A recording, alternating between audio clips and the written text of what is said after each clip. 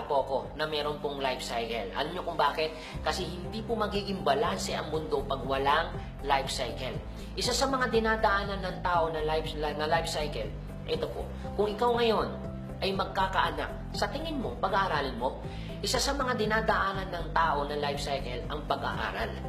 Alam niyo kung bakit? Kasi kawawa naman bata pag hindi nakapag-aral, hindi marunong magsulat, hindi marunong magbasa. Well, isa sa mga life cycle na dinadaanan ng tao ang pag-aaral.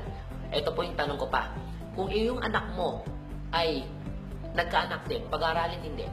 Siyempre, pag-aaralin din. Yung anak ng anak niya, pag nagkaanak, pag-aaralin din. Ang tawag na po dyan is life cycle. Paulit-ulit na nangyayari. Ito ngayon ang question ko. Gusto niyo po ba habang buhay yung bata nag-aaral? Siyempre, hindi. So, anong susunod pagkatapos mag-aral? Ang next na nagagawin ng tao na pagkatapos mag-aral, gagraduate yan. And the moment na graduate yan, anong susunod? What next? So, ang next na susunod na gagawin ng tao, magtatrabaho po yan. Mag-work po yan.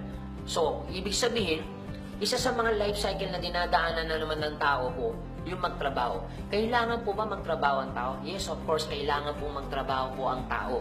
Kasi bakit? Para makuha ninyo po yung pangangailangan ninyo sa pang-araw-araw, para masustain ninyo po yung pangangailangan ng pamilya mo, lalo na kung ikaw ay breadwinner. So, kailangan po magtrabaho. And kung papansin ninyo, may mga tao pong hindi nakapag-aral, may mga tao pong hindi po nakagraduate, pero dumaan pa rin sa life cycle ng trabaho. Okay, ngayon itong po tanong ko po sa inyo.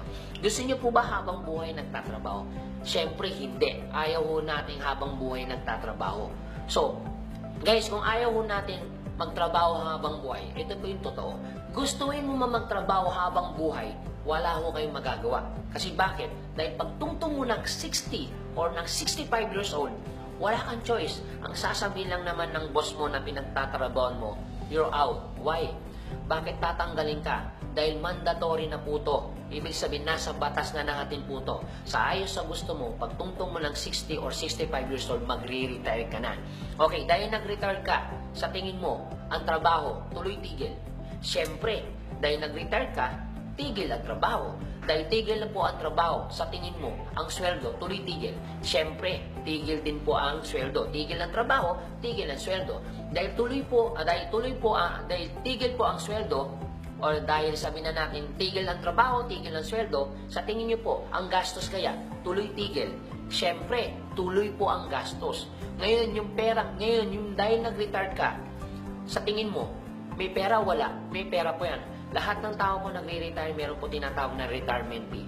Ngayon, sa tingin niyo po, yung perang pinaghirapan mo dahil tuloy ang gastos, sa tingin niyo po, maubos hindi. Siyempre, mauubos po yan. Tandaan niyo, bakit ko po sinabing mauubos? Tandaan niyo, kahit gaano kalaki ang pera, kung pera po puro palabas, hindi po papasok, mauubos at maubos yan.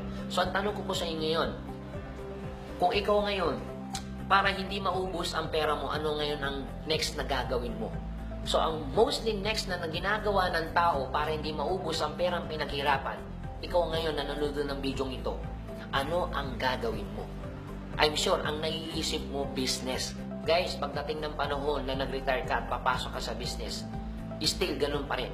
Sasabihin mo ngayon, mamumunan kasi ako dyan, Anthony. Pero pagdating ng panahon na nag-retire ka, papasok sa business, mamumunan ka rin. Ngayon, pwede mo sabihin sa akin, teka lang, Anthony, wala kasi akong time. Kung ikaw ngayon, nakaupo ngayon, wala kang time. Pero pagdating ng panahon na the moment na nag-retire ka, 60 o 70, papasok ka sa business, do you think may time ka pa ba? Kung ikaw 65 years old na, kung sinasabi mo ngayon na nakaupo ka, again, kung sinasabi mo ngayon na nakaupo ka ngayon, na wala kang time, pagdating ng panahon, 60 to 65 years old, do you think pagpasok mo sa business, may time ka pa ba?